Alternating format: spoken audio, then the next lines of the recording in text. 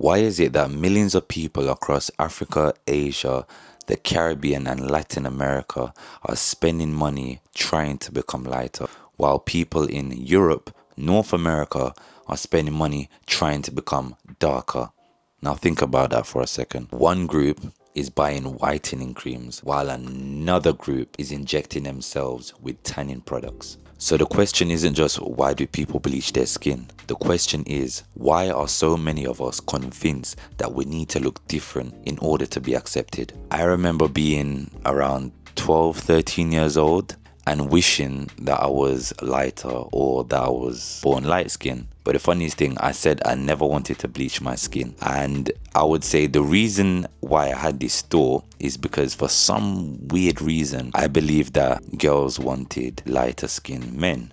Now, looking back, it's just mad that even came through my head at such a young age. No one sat me down, no family member, no friend has ever told me, like some communities have, heard from family members. No one has sat me down and said these things to me, that I need to become lighter and that I'm ugly and I'm dark and whatever. That's never. But I don't know, for some strange reason, I just believed that girls wanted lighter skinned men, right? And funny enough, I love dark skinned women. Like, I've always loved dark skinned women. So I just thought dark skinned women wanted, or girls, because I was a teenager, wanted light skinned men. It was weird. So even that thought even came to me. But that's why I want to know, why did these thoughts come to my head? I don't understand. We're going to talk about Jamaica, right? That's where I'm from. That's my heritage. That's my background, right? We have a problem when it comes to bleaching. It's not as bad now compared to when I was going to secondary school and probably primary school, right? Jamaica has a bleaching problem, and dancehall, I would say, is the cause for it. Vybz Kartel, always, he's the one that made men start to rob. That means, to bleach their skin with these toxic creams. He's admitted now that he loves his skin and he's catch back in color. So he's stopped the bleaching and he's appreciating his black skin, and he doesn't know why he was promoting it in his songs and influencing, the youths. So he's the one that started men, or he's the reason why men started bleaching in Jamaica. Back in the day, it was mainly women, and they've been told, you're black and you're ugly, men like browning. So they thought, to get men, let me bleach my skin, because the man them want browning. You have Spice, a dancehall artist, right? She had a song called Black Hypocrisy, right? And it literally shut down the whole nation, the whole Caribbean community, and I would say the black community as well, because she broke down the hypocrisy. People who would have the same skin complexion as her would say that you're black and ugly. You need to turn up the thing. You need to lighten your skin in order to reach further in life. And that's something people across the whole world has been hearing from families, from friends. No one in my family has ever said that to me. But that is the stigma, and that's what a lot of people in Jamaica and maybe females, especially in Kingston, feel. So she had the song to say, I'm dark skinned and I'm the queen of dancehall and I've made it. You know what I mean? So don't ever bow down to these people that, make you feel insecure and put you down. Right? That's not right. You must be proud of your skin that God has given you. You understand? Melanin. Be proud of it. Now, we're also going to talk about the African continent now. So Nigeria, South Africa, and a bit of Ghana. I watched a documentary about in Ghana, which shocked me because I see less bleaching in Ghana and see more darker skinned women, and Ghanaian women are nice. So it shocked me when I saw a documentary that mothers are trying to keep their children out of the sun and bleaching their skin. Nigeria as well. Nollywood, the music industry, the film industry, the beauty industry, they feel that lighter skin is better, and not a lot of people can afford these creams. What they do, they buy cheaper creams which has more mercury in it, so it's more harmful than the pricier ones. Mercury is a chemical that comes from the Earth's crust. It is very harmful and toxic, and a lot of mercury is in these cheap whitening creams that they sell right across the world. And South Africa as well has similar problems with our West African brothers and sisters.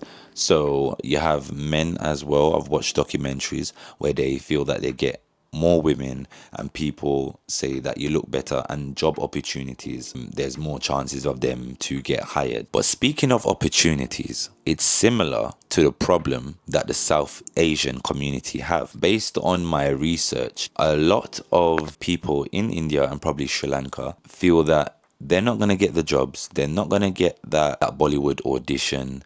It actually gets worse, and there's girls that have heard their own family and parents say that they're not going to marry, they're not going to get married, they're not going to get a job unless they are lighter.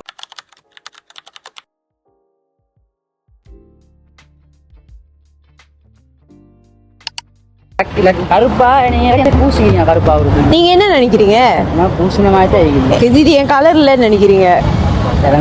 I still don't get why someone with the same skin color as me would ask, is your skin color real or was it painted on? Everywhere I go, no matter where I am, color, skin color enters the chat even before I do. Dark chocolate.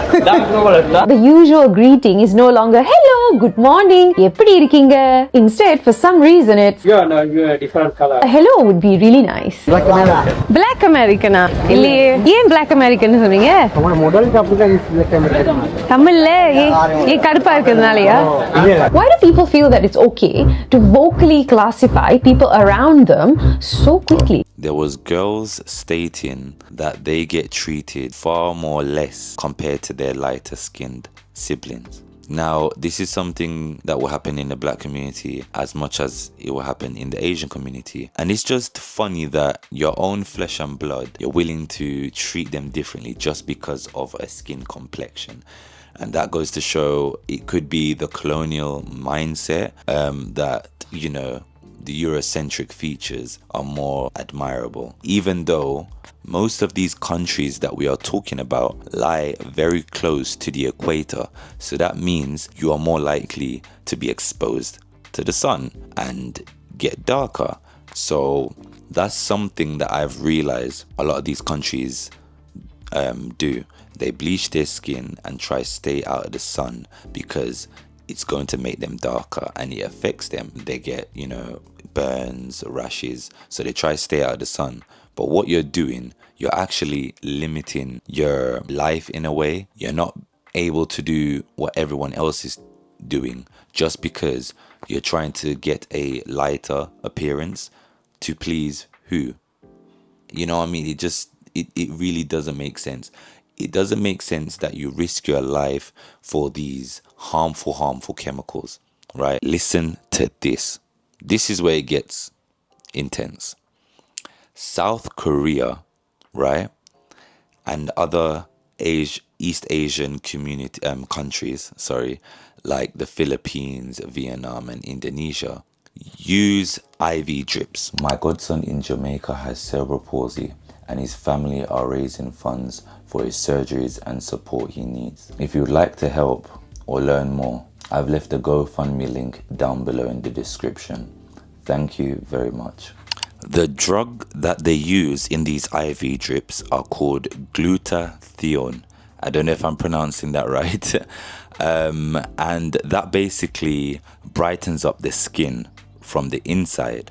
So instead of them using creams to, you know, apply all over their body, they basically undergo this procedure that brightens up the skin, stops the pigmentation and stops the production of melanin, and it then over a period of time and after a certain, you know, after a certain amount of procedures, the skin starts to lighten. And this procedure, it costs a lot. So the people who make a lot of money tend to go for this method.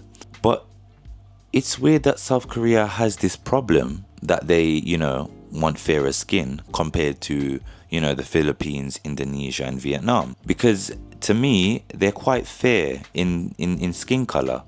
But because South Korea, they have a really high beauty standard.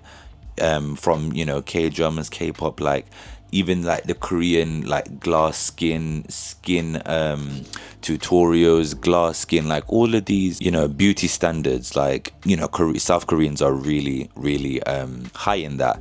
So it's just weird that a nation with fair skin people would go through these extreme lengths of like IV drips and injecting themselves with glutathione in order to get lighter skin. The Philippines is one of the biggest countries in Asia to have the skin bleaching, would we say epidemic, but problem. Disclaimer, I am not tarring everyone with the same brush. These are just, you know, certain populations, you know, certain communities that have these beliefs and thoughts. In the Philippines, they're using whitening creams that has high percentage of mercury. I watched a documentary where they test these products and expose that they have 42,000 more times the legal limit of mercury. I'm not too sure about the legal limit because it's a very toxic drug.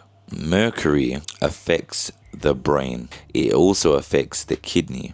You know, you can get kidney failure, you can have a liver failure, or if that's the correct term, you end up damaging your organs. While people of color are being told that you must lighten your skin, you have Europeans or people with European heritage and background are being told that you need to have a tan. You need to be darker. You need to go on the tanning bed and you need to get a spray tan. Or you need to inject yourself with melatonin. Melatonin basically ramps up the production of melanin in their skin. So their skin will have more pigmentation. They will get darker with little to zero UV exposure to sunlight. So they don't have to go into the sun, right? This is literally the opposite of the IV drip that I was talking about earlier. The IV drip slows the melanin down. The melatonin drug ramps up the process of melanin in the skin. I've also seen a white German woman that has spent thousands of pounds injecting herself with melatonin in order for her skin to get darker because she wants to become a black woman. She has curled her hair because she said she loves the curls. I'm actually going to insert the video right here. When I was younger, I admired the curves of Pamela Anderson. My next step is going to pump up my lips also. My eye color has changed, my eyebrow color has changed, and I can feel in myself that I'm changing to a black woman. I like the curves of black women and I want to get them step by step. As you can see, she identifies as a black woman and she wants to be a black woman. And she's doing all these surgeries, all these cosmetic, you know, procedures in order to get a darker skin. So we can clearly see that everyone's in the same boat. All of us has a problem with the way God has made us.